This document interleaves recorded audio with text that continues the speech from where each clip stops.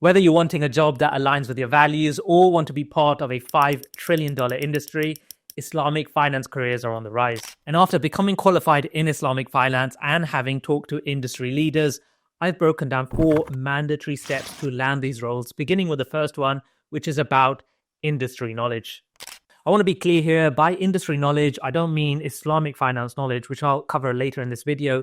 But here I'm talking about you need to be able to bring a suitably developed skill set. You see, Islamic finance doesn't have the PwCs or Goldman Sachs's giving out 200 grad jobs every year. The companies involved in the Islamic finance sector are actually really small, the majority of them only having 20 to 30 employees. What this means is you need to come ready to them with skills to contribute straight away to their operations.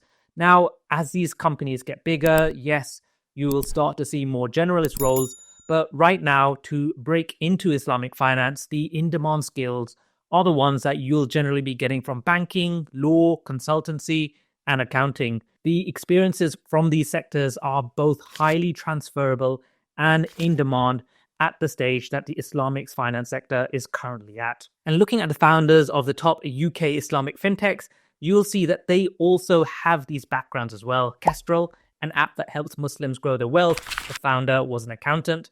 Pfida, which provides Islamic mortgages, the founder was an actuary. Islamic Finance Guru, which has an Islamic private equity arm, the founders were both lawyers. And Kardus, which provides Islamic funding to small businesses, their founder started in corporate finance. And they all gained these experiences from working in the wider industry. In summary, you need to bring a good amount of experience, and those careers that I mentioned earlier are the ones which will fast track your route into the industry.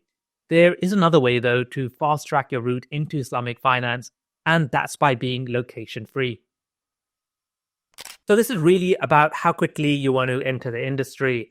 So Islamic finance in Western countries such as the UK or the US is small. The market hasn't been developed enough to warrant there to be so many available jobs. Looking at what countries have Islamic finance as a significant part of their economy, it becomes obvious that Western countries aren't even in the top 10. Rather, the concentration is around Saudi Arabia, Malaysia, and the Gulf countries. These are where the jobs will be in greater numbers.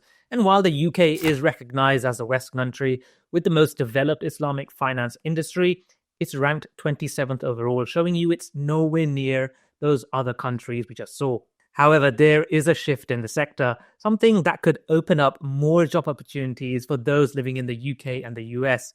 Looking at this chart, you can see there's a large number of Islamic finance companies starting to have their headquarters based in the UK and US. So how do you take advantage of this? Well, that comes down to the next point, which is networking. Networking is super important if you want to break into the Islamic finance space. This is a niche field, and so you need to know the players involved in it on a one-on-one basis. I'm talking at the CEO level, and the industry is actually very approachable. I've met several CEOs of Islamic finance companies who are always happy to advise me and guide me on what I want to know.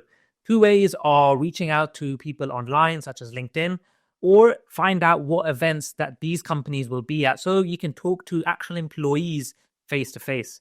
The Islamic fintechs out there are massive on branding and exposing the products to their target market. And so the events that you'll see them at might not be Islamic finance specific, but they'll still be there as long as their target market is there. So make sure you're attending every type of event, because you never know who you'll meet and which person will open the door for you.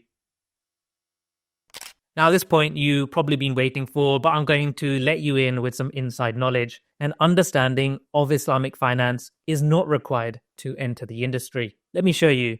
This job, where you'll be working on complex Islamic finance structures, doesn't ask for an Islamic finance background, but rather just focuses on making sure you've got 3 years of experience as a qualified solicitor. And this job, where you'll have a senior role on the Islamic finance team, just requires you to have an interest in Islamic finance. At the end of the day, everything that you need to know will be taught to you. So that's why my advice has always been, if you want to pursue some Islamic finance qualifications, then do it. But it's not going to get your foot into the door. What will massively help is you focusing on those earlier mentioned careers. Those are the skills that the companies are looking for. And if 2 candidates end up with similar levels of experience, then the qualification will come in handy.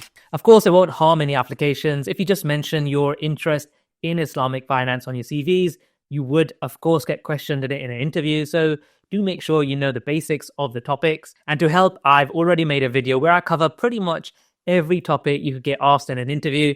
I'm going to leave that next to me. So go check that out, and I'll see you all in the next video.